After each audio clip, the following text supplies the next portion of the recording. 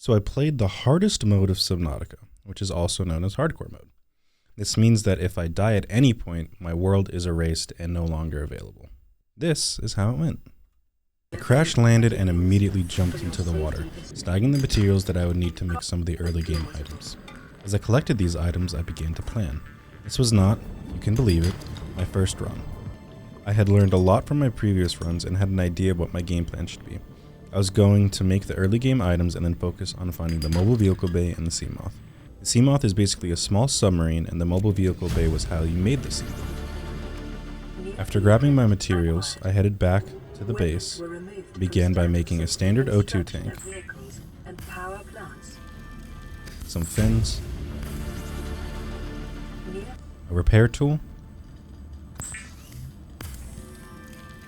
and finally, the scanner. After that, I fixed up the base and the radio to transmit my emergency distress signal, then headed back into the water to start some scanning. The first piece of equipment I scanned was the Sea Glide, a nice handheld propulsion system which made me much faster underwater. The next thing I got was the beacon, which would allow me to mark anywhere and have it visible on my HUD. After that, I returned to the base to make the Sea Glide and found that I had a message on the radio. This is Aurora. Distress signal received. Rescue operation will be dispatched to your location in 9 hours.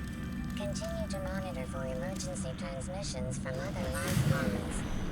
I jumped into the water with my newly acquired Sea Glide and began looking for the mobile vehicle bay and Seamoth fragments. See, the plan was to make the Seamoth so that I can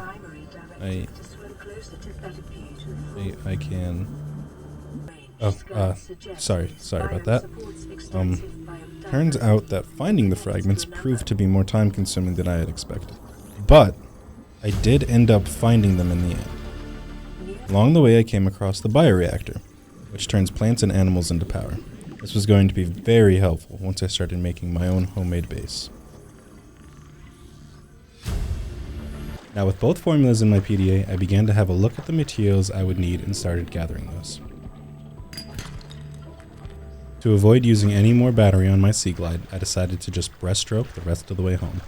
And then, the time finally came. I had only gotten this far one other time, so this was a really big moment for me.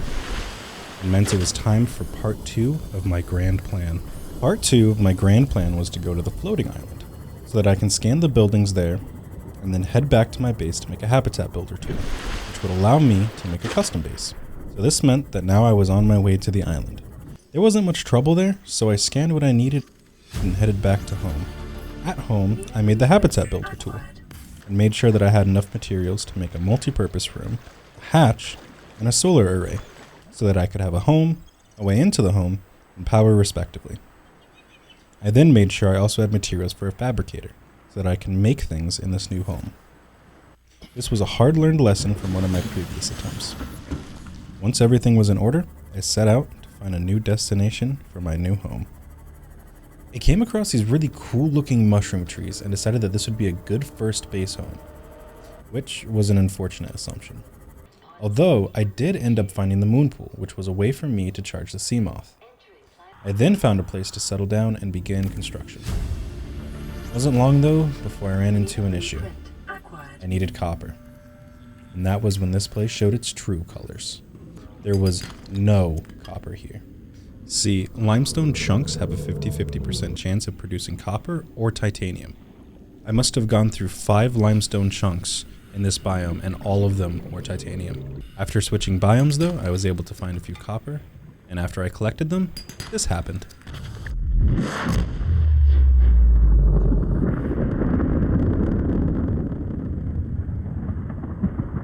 So, that was fun. With the copper in hand, I headed back to the base to finish up. Next up on the home improvement list was getting the bioreactor up and running so that I can set up the moon pool and start charging my Seamoth. I go out, get the materials, come back, and at this point I'm sure you're starting to get the idea. With the bioreactor complete, it was now time to start step 3 of my grand plan. Step 3 involves me going back to the original base with some seaweed and diamonds so that I can make a radiation suit and also a laser cutter. You see, the next step of the adventure was to go visit the crash spaceship I got here on, the Aurora. This means I need multiple tools, like the laser cutter, to get past doors and other obstacles. As I approached the entrance to the ship, I got a little carried away.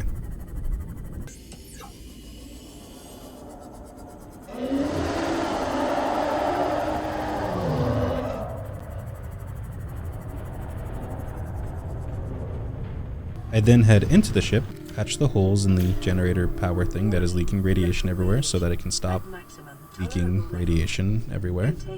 After that, I then head home with a nifty Seamoth depth module that I picked up in the Aurora. Up next was building the moon pool, which started a little wet. So I began to plug some holes and then went on a little adventure to find some lithium so I can make a bulkhead for my base. This would make it strong enough so that it wouldn't get any more holes and wouldn't leak any more water into my base. With everything patched and the bulkhead installed, it was just a matter of waiting for the water to drain. Once everything was nice and dry, I parked my Seamoth and left it to recharge. And to be honest, I didn't know what to do next. This was the farthest I had ever gotten, and it was all new from here. I went around and scanned some things into my PDA and decided the next thing to do was to start working towards some Seamoth upgrades. So I exchanged all my batteries for full batteries and headed off. To where I wasn't quite sure yet. I decided to check out an underwater base in a fungal cave, which had a really cool aesthetic. While exploring, well, this happened. I died. Again. It was pretty disheartening, to say the least. This was the farthest I had gotten, and to die to something that I knew was hazardous without noticing did not feel great. But it happens, and when you play hardcore, it's all but inevitable. Thank you so much for watching, and I hope this was entertaining. Please feel free to do the YouTube stuff of liking, subscribing, and all that jazz, and keep a lookout for some more videos. I genuinely hope to see you here again.